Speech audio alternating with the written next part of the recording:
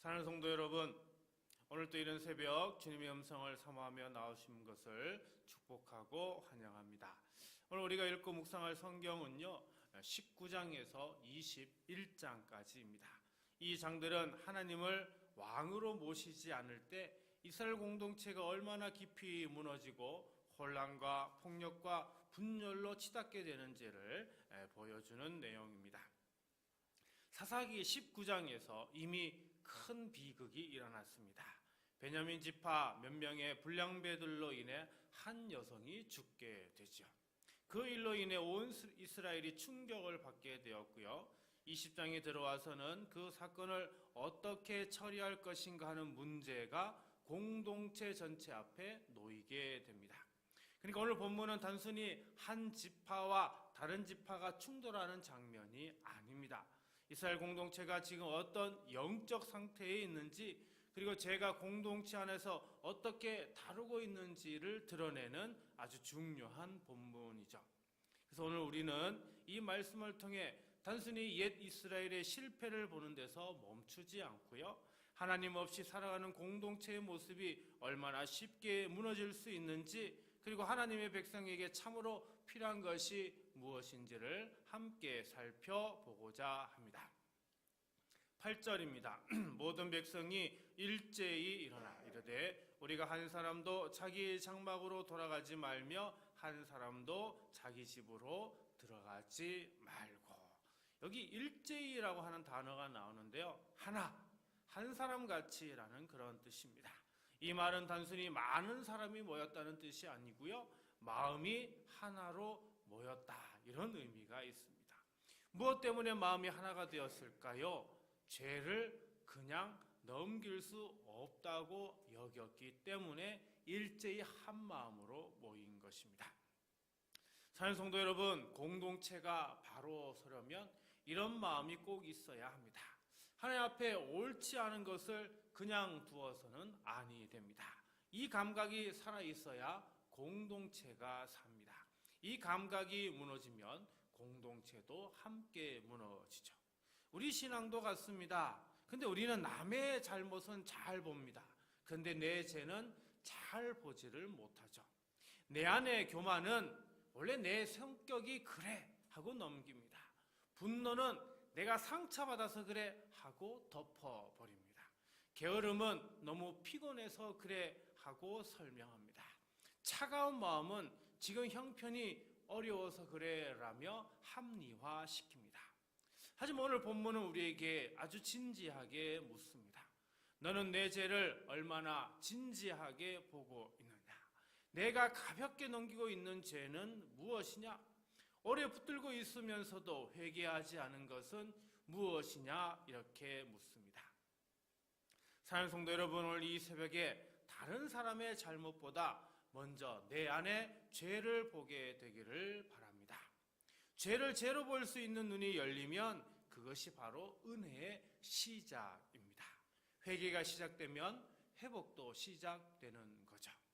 주님, 제가 작다고 넘겨졌던 죄를 보게 하시고 무뎌진 마음을 말씀으로 깨워 주소서.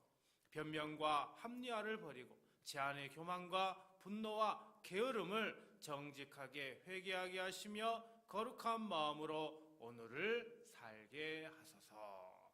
주님께서 그동안 우리가 무심히 지나쳤던 죄를 보게 하시고 정직한 회개로 주님께 더 가까이 나아가게 하시기를 간절히 기도드립니다. 12절입니다. 이스라엘 지파들이 베냐민 온 지파의 사람들을 보내어 두루 다니며 이르기를 너희 중에서 생긴 이 악행이 어찌 됨이냐. 자, 이스라엘 백성이 모인 이유가 무엇입니까? 베냐민 지파 안에서 일어난 악행 때문입니다. 그들은 이 일을 그냥 덮어두지 않았죠. 너희 가운데 이런 악한 일이 일어났는데 어찌 된 일이냐라고 묻습니다. 이것은 죄를 분명하게 드러내고 바로 보려는 태도이죠. 13절의 앞부분입니다. 그런즉 이제 기브아 사람들 곧 그 불량배들을 우리에게 넘겨주어서 우리가 그들을 죽여 이스라엘 중에서 악을 제거하여 버리게 하라. 자, 여기 중요한 말은 뭐예요? 제거하여 버리게 하라라고 하는 동사입니다. 여러분, 이 제거하여 버리다라고 하는 이 말 조금만 줄이자, 적당히 정리하자, 이 정도 수준이 아닙니다. 태워 없애다, 완전히 제거하다라는 뜻입니다. 하나님은 죄를 대충 두지 말라고 하시죠. 죄를 어떻게 해요? 완전히 끊어내라고 하십니다. 여러분, 왜 이렇게 죄를 끊어내라고 하실까요? 죄는 그냥 두면 없어지지 않기 때문입니다. 죄는 숨겨두면 더 조용해지는 것이 아니라 더 깊어지죠. 처음에는 생각을 더럽히고, 다음에는 말을 더럽히고, 나중에는 관계와 삶 전체를 더럽히고 맙니다. 그래서 죄는요, 그대로 두면 안 됩니다. 죄를 버리는 데까지 가야 합니다. 회개는 제가 잘못했습니다 라고 말하는 데서 끝나지 않습니다. 회개는 죄와 거리를 두는 데까지 가야 합니다. 회개는 죄를 끊는 데까지 가야 하는 겁니다. 사랑하는 성도 여러분, 지금 내 삶에서 지금 끊어야 할 죄는 무엇입니까? 사람 앞에서 괜찮아 보여도 하나님 앞에서는 버려야 할 죄는 무엇입니까? 우리는 유혹의 자리를 멀리하고 죄로 가는 길을 막고요, 말씀 앞에서 분명히 정리해야 합니다. 죄를 버릴 때 자유가 옵니다. 죄를 끊을 때 평안이 옵니다. 하나님 오늘 또 우리를 거룩한 길로 부르고 계십니다. 주님, 제가 알고도 끊지 못한 죄를 오늘 분명히 버리게 하시고, 미루고 타협하던 어두운 마음을 말씀으로 정리하게 하소서. 죄를 그냥 두지 말게 하시고 회개에 합당한 결단과 순종으로 걷게 하소서. 주님께서 여러분 안에 남아있는 죄의 습관을 끊어주시고 회개의 결단을 실제 순종으로 이어가게 하시기를 주님의 이름으로 축복합니다. 13절 하반절과 14절입니다.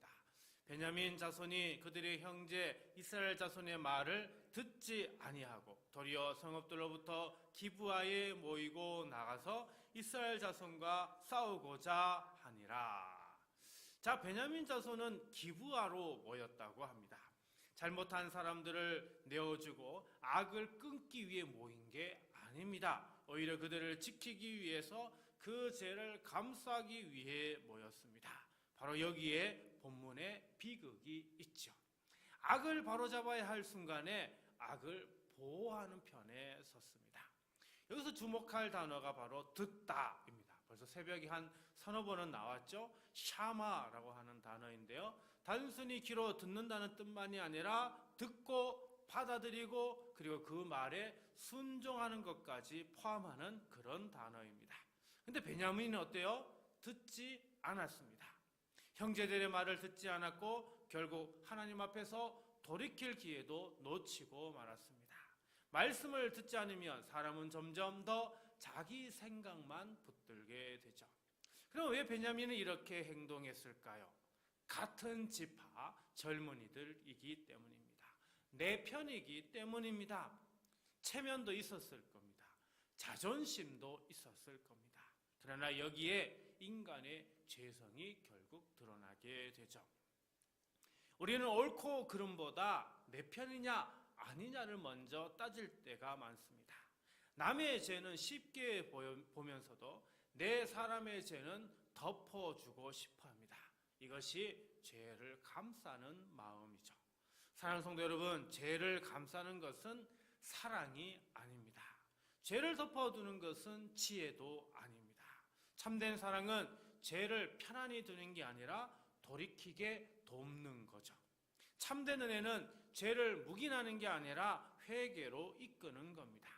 베냐민은 자기 사람을 지키는 것처럼 보였지만 결국 더 큰 상처와 파멸을 가져오게 된 겁니다. 죄를 감싸면 한 사람만 무너지는 게 아닙니다. 가정이 무너지고요, 공동체가 무너지고요, 그리고 신앙의 질서까지도 무너지게 됩니다. 그러므로 우리는 오늘 분명히 결단해야 됩니다. 내 편의 죄라도 죄라고 말해야 합니다. 내 안의 죄를 변명하지 말아야 합니다. 좋게 꾸미지 말아야 합니다.